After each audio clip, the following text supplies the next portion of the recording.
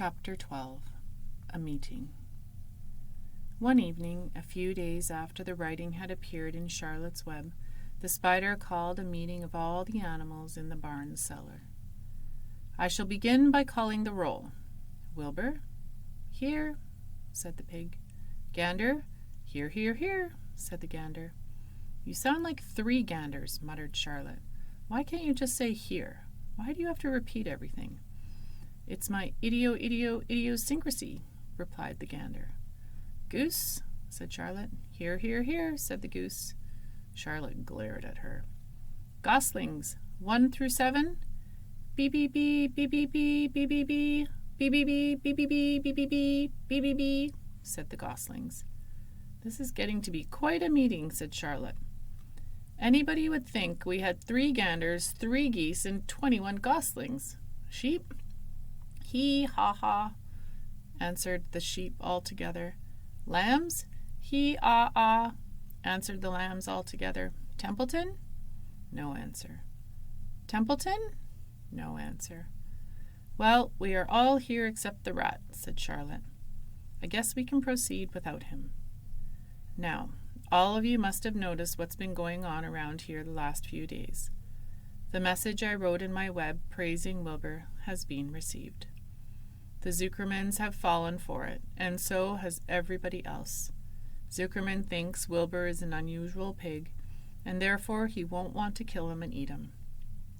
I dare say my trick will work and Wilbur's life can be saved." "Hooray!" cried everybody. "Thank you very much," said Charlotte. "Now I called this meeting in order to get suggestions. I need new ideas for the web. People are already getting sick of the word some pig. If anybody can think of another message or remark, I'll be glad to weave it into the web. Any suggestions for a new slogan?" "How about Pig Supreme?" asked one of the lambs. "No good," said Charlotte. "It sounds like a rich dessert." "How about Terrific, Terrific, Terrific?" asked the goose. "Cut that down to terrific, and it will do very nicely," said Charlotte. "I think terrific might impress Zuckerman." "But Charlotte," said Wilbur, "I'm not terrific." "That doesn't make a particle of difference," replied Charlotte. "Not a particle. People believe almost anything they see in print. Does anybody here know how to spell terrific?" "I think," said the gander, "it's TEERRRIIFFIICC."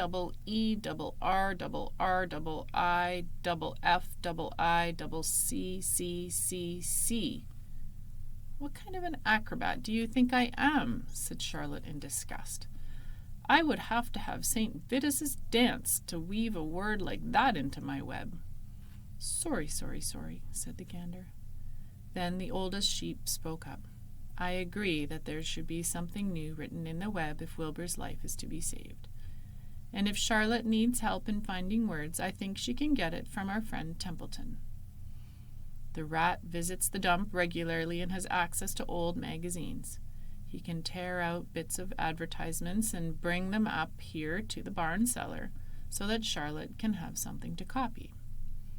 "Good idea," said Charlotte, "but I'm not sure Templeton will be willing to help. You know how he is, always looking out for himself, never thinking of the other fellow." "I bet I can get him to help," said the old sheep. "I'll appeal to his baser instincts, of which he has plenty. Here he comes now. Everybody keep quiet while I put the matter up to him." The rat entered the barn the way he always did, creeping along close to the wall. "What's up?" he asked, seeing the animals assembled. "We're holding a directors' meeting," replied the old sheep. "Well, break it up," said Templeton. "Meetings bore me." And the rat began to climb a rope that hung against the wall. "Look," said the old sheep, "next time you go to the dump, Templeton, bring back a clipping from a magazine. Charlotte needs new ideas so she can write messages in her web and save Wilbur's life." "Let him die," said the rat. "I should worry." "You'll worry all right when next winter comes," said the sheep. "You'll worry all right on a 0 morning next January when Wilbur is dead and nobody comes down here with a nice pail of warm slops to pour into the trough." Wilbur's leftover food is your chief source of supply, Templeton. You know that. Wilbur's food is your food. Therefore, Wilbur's destiny and your destiny are closely linked. If Wilbur is killed and his trough stands empty day after day, you'll grow so thin you can look right through your stomach and see objects on the other side. Templeton's whiskers quivered. Maybe you're right, he said gruffly. I'm making a trip to the dump tomorrow afternoon. I'll bring back a magazine clipping if I find one. Thanks, said Charlotte. The meeting is now adjourned. I have a busy evening ahead of me. I've got to tear my web apart and write terrific. Wilbur blushed. But I'm not terrific, Charlotte. I'm just about average for a pig. You're terrific as far as I'm concerned, replied Charlotte sweetly, and that's what counts. You're my best friend, and I think you're sensational. Now stop arguing and go get some sleep. Chapter 13. Good Progress. Far into the night, while the other creatures slept, Charlotte worked on her web. First, she ripped out a few of the orb lines near the center. She left the radial lines alone, as they were needed for support. As she worked, her 8 legs were a great help to her. So were her teeth. She loved to weave, and she was an expert at it. When she was finished ripping things out, her web looked something like this. A spider can produce several kinds of thread. She uses a dry, tough thread for foundation lines, and she uses a sticky thread for snare lines, the ones that catch and hold insects. Charlotte decided to use her dry thread for writing the new message.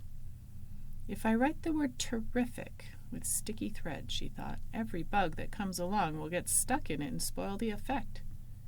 Now let's see. The first letter is T.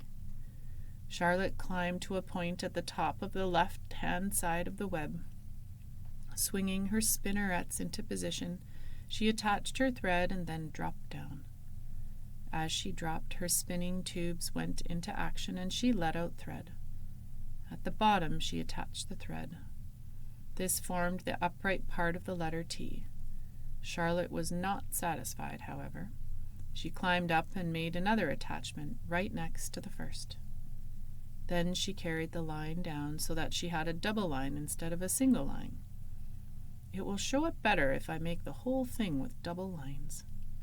She climbed back up, moved over about an inch to the left and touched her spinnerets to the web, and then carried a line across to the right, forming the top of the T.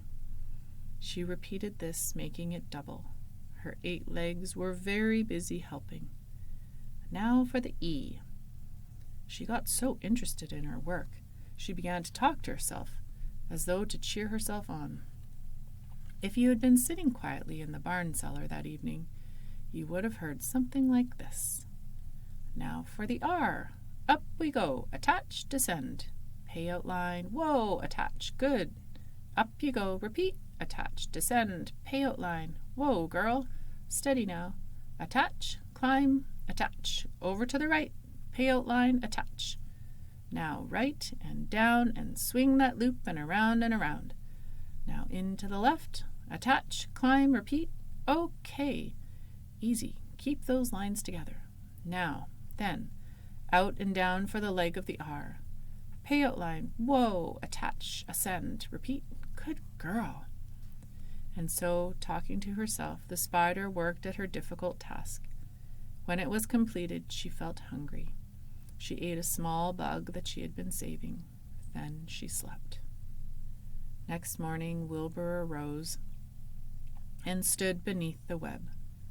He breathed the morning air into his lungs. Drops of dew catching the sun made the web stand out clearly. When Lurvy arrived with breakfast, there was the handsome pig, and over him, woven neatly in block letters, was the word terrific. Another miracle. Lurvy rushed and called Mr. Zuckerman. Mr. Zuckerman rushed and called Mrs. Zuckerman. Mrs. Zuckerman ran to the phone and called the Arables. The Arables climbed into their truck and hurried over. Everybody stood at the pig pen and stared at the web and read the word over and over, while Wilbur, who really felt terrific, stood quietly, swelling out his chest and swinging his snout from side to side. "Terrific," breathed Zuckerman in joyful admiration. "Edith, you better phone the reporter on the Weekly Chronicle and tell him what has happened. He will want to know about this. He may want to bring a photographer. There isn't a pig in the whole state that is as terrific as our pig." The news spread. People who had journeyed to see Wilbur when he was some pig came back again to see him now that he was terrific. That afternoon, when Mr. Zuckerman went to milk the cows and clean out the tie-ups, he was still thinking about what a wondrous pig he owned. "Lurvy," he called, "there is to be no more cow manure thrown down into that pig pen. I have a terrific pig. I want that pig to have clean, bright straw every day for his bedding. Understand?" "Yes, sir," said Lurvy. "Furthermore," said Mr. Zuckerman, "I want you to start building a crate for Wilbur. I've decided to take the pig to the county fair on September 6th. Make a crate large and paint it green with gold letters." "What will the letters say?" asked Lurvy. "They should say Zuckerman's famous pig." Lurvy picked up a pitchfork and walked away to get some clean straw. Having such an important pig was going to mean plenty of extra work. He could see that. Below the apple orchard at the end of a path was the dump where Mr. Zuckerman threw all sorts of trash and stuff that nobody wanted anymore. Here, in a small clearing, hidden by young alders and wild raspberry bushes, was an astonishing pile of old bottles and empty tin cans, and dirty rags and bits of metal and broken bottles and broken hinges and broken springs, and dead batteries and last month's magazines and old discarded dish mops, and tattered overalls and rusty spikes and leaky pails, and forgotten stoppers and useless junk of all kinds, including a wrong-sized crank for a broken ice cream freezer. Templeton knew the dump and liked it. There were good hiding places there, excellent cover for a rat, and there was usually a tin can with food still clinging to the inside. Templeton was down there now, rummaging around. When he returned to the barn, he carried in his mouth an advertisement he had torn from a crumpled magazine. "How's this?" he asked, showing the ad to Charlotte. "It says crunchy. Crunchy would be a good word to write in your web." "Just the wrong idea," replied Charlotte. "Couldn't be worse. We don't want Zuckerman to think Wilbur is crunchy. He might start thinking about crisp, crunchy bacon and tasty ham. That would put ideas into his head. We must advertise Wilbur's noble qualities, not his tastiness. Go get another word, please, Templeton." The rat looked disgusted, but he sneaked away to the dump and was back in a while with a strip of cotton cloth. "How's this?" he asked. "It's a label off an old shirt." Charlotte examined the label. It said, "Pre-shrunk." "I'm sorry, Templeton," she said, "but pre-shrunk is out of the question. We want Zuckerman to think Wilbur is nicely filled out, not all shrunk up. I'll have to ask you to try again." "What do you think I am, a messenger boy?" grumbled the rat. "I'm not going to spend all my time chasing down to the dump after advertising material." "Just once more, please," said Charlotte. "I'll tell you what I'll do," said Templeton. "I know where there's a package of soap flakes in the woodshed. It has writing on it. I'll bring you a piece of the package." He climbed the rope that hung on the wall and disappeared through a hole in the ceiling. When he came back, he had a strip of blue and white cardboard in his teeth. "There," he said triumphantly. "How's that?" Charlotte read the words, "With new radiant action." "What does it mean?" asked Charlotte, who had never used any soap flakes in her life. "How should I know?" said Templeton. "You asked for words and I brought them. I suppose the next thing you'll want me to fetch is a dictionary." Together they studied the soap ad. "With new radiant action," repeated Charlotte slowly. "Wilbur!" she called. Wilbur, who was asleep in the straw, jumped up. "Run around," commanded Charlotte. "I want to see you in action, to see if you are radiant." Wilbur raced to the end of his yard. "Now back again, faster," said Charlotte. Wilbur galloped back. His skin shone. His tail had a fine, tight curl in it. "Jump into the air," cried Charlotte. Wilbur jumped as high as he could. "Keep your knees straight and touch the ground with your ears," called Charlotte. Wilbur obeyed. "Do a backflip with a half twist in it," cried Charlotte. Wilbur went over backwards, writhing and twisting as he went. "Okay, Wilbur," said Charlotte. "You can go back to sleep." "Okay, Templeton, the soap ad will do, I guess. I'm not sure Wilbur's action is exactly radiant, but it's interesting." "Actually," said Wilbur, "I feel radiant." "Do you?" said Charlotte, looking at him with affection. "Well, you're a good little pig, and radiant you shall be. I'm in this thing pretty deep now. I might as well go to the limit." Tired from his romp, Wilbur lay down in the clean straw. He closed his eyes. The straw seemed scratchy, not as comfortable as the cow manure, which was always delightfully soft to lie in. So he pushed the straw to one side and stretched out in the manure. Wilbur sighed. It had been a busy day, his first day of being terrific.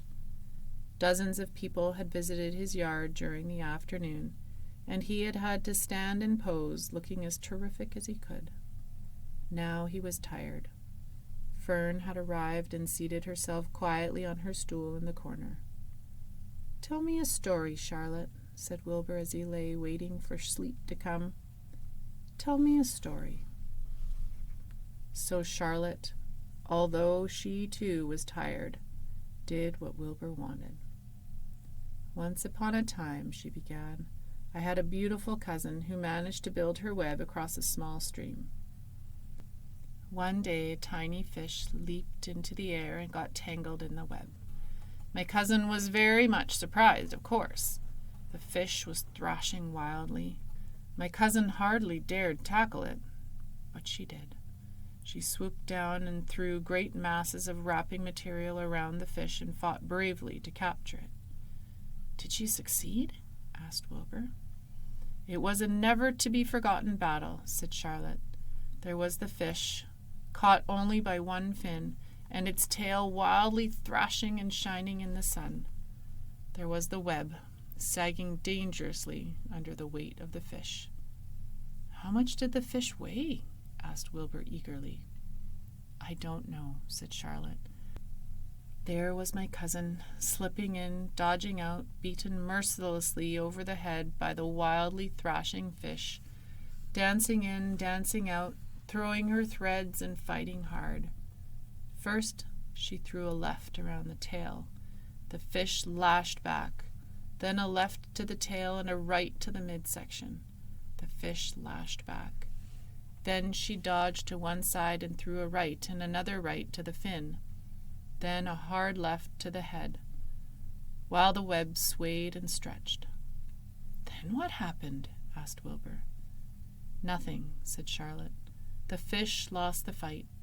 My cousin wrapped it up so tight it couldn't budge." "Then what happened?" asked Wilbur. "Nothing," said Charlotte. "My cousin kept the fish for a while, and then, when she was good and ready, she ate it."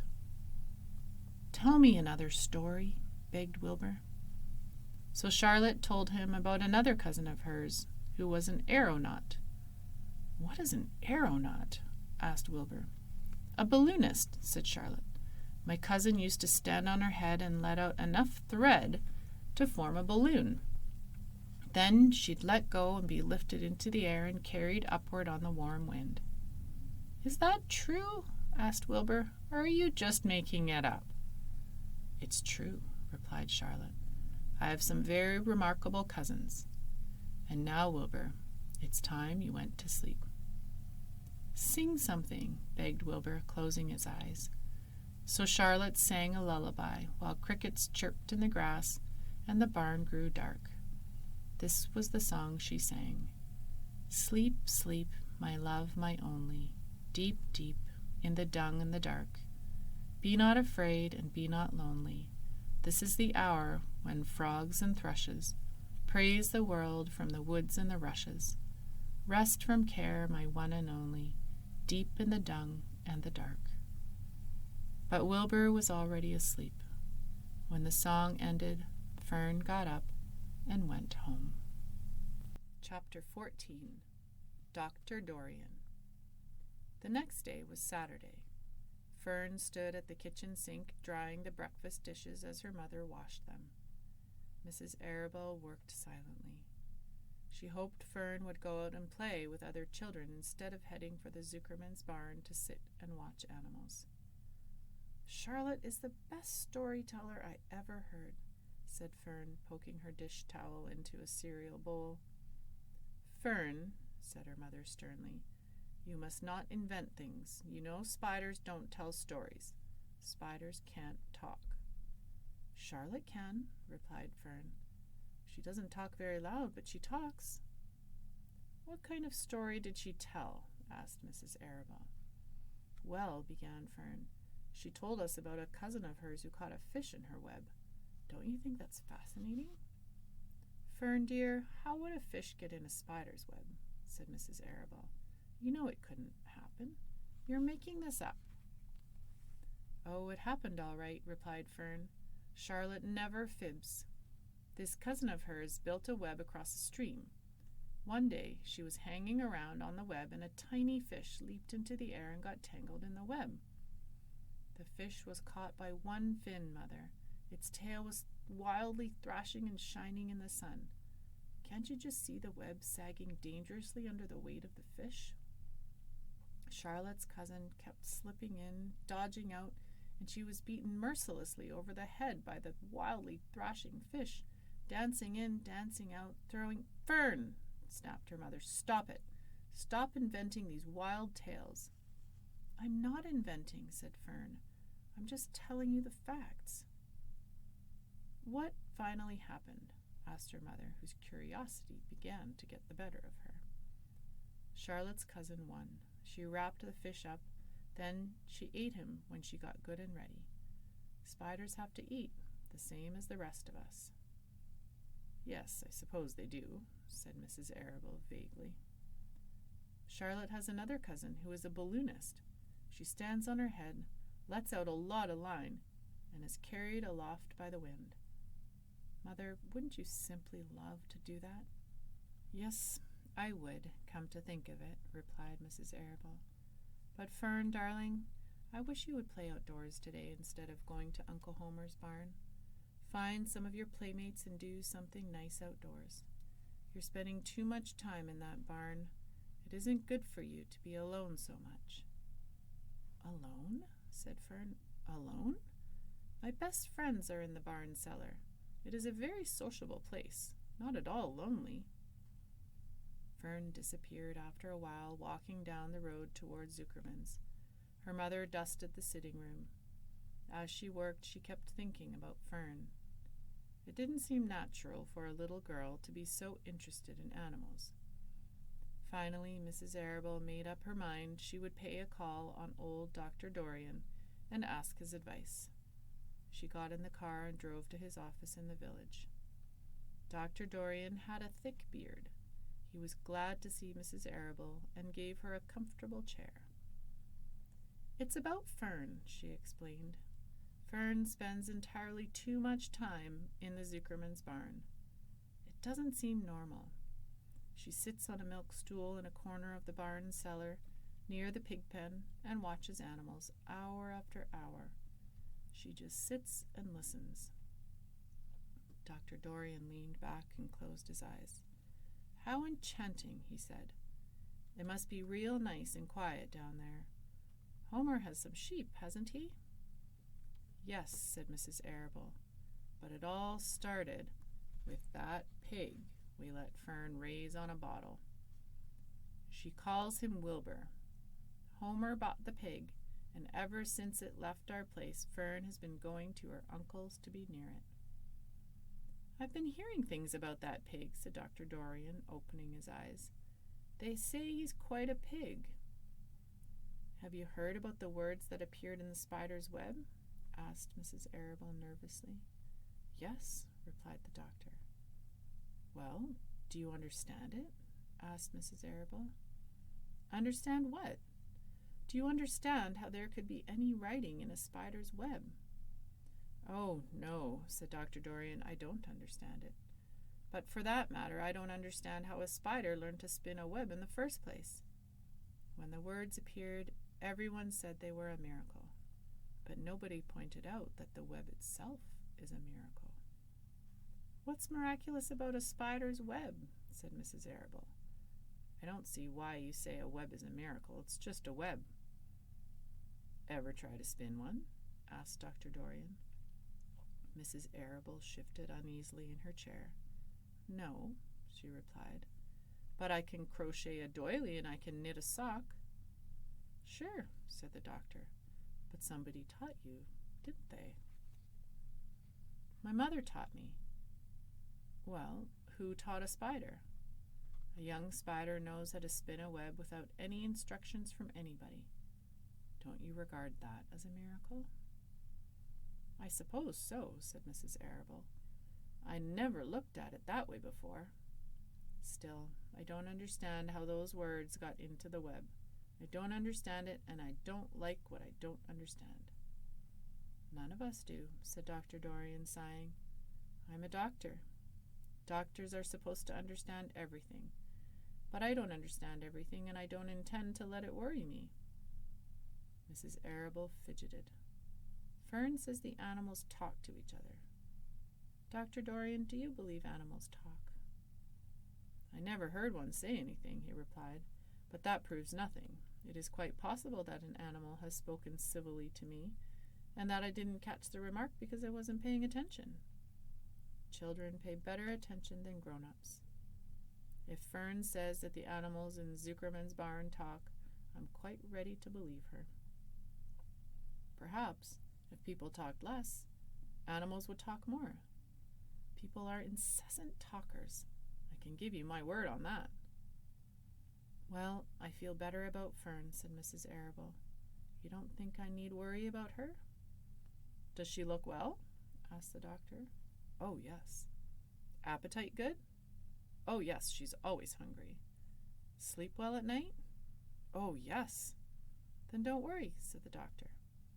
"Do you think she'll ever start thinking about something besides pigs and sheep and geese and spiders?" "How old is Fern?" "She's 8. "Well," said Dr. Dorian, "I think she will always love animals, but I doubt that she spends her entire life in Homer Zuckerman's barn cellar. How about boys? Does she know any boys?" "She knows Henry Fussy," said Mrs. Arable brightly. Dr. Dorian closed his eyes again and went into deep thought. "Henry Fussy," he mumbled. Remarkable. Well, I don't think you have anything to worry about. Let Fern associate with her friends in the barn if she wants to. I would say offhand that spiders and pigs are fully as interesting as Henry Fussy. Yet I predict that the day will come when even Henry will drop some chance remark that catches Fern's attention. It's amazing how children change from year to year. "How's Avery?" he asked, opening his eyes wide. "Oh, Avery," chuckled Mrs. Arable. "Avery is always fine. Of course, he gets into poison ivy and gets stung by wasps and bees and brings frogs and snakes home and breaks everything he lays his hands on. He's fine." "Good," said the doctor. Mrs. Arable said goodbye and thanked Dr. Dorian very much for his advice. She felt greatly relieved.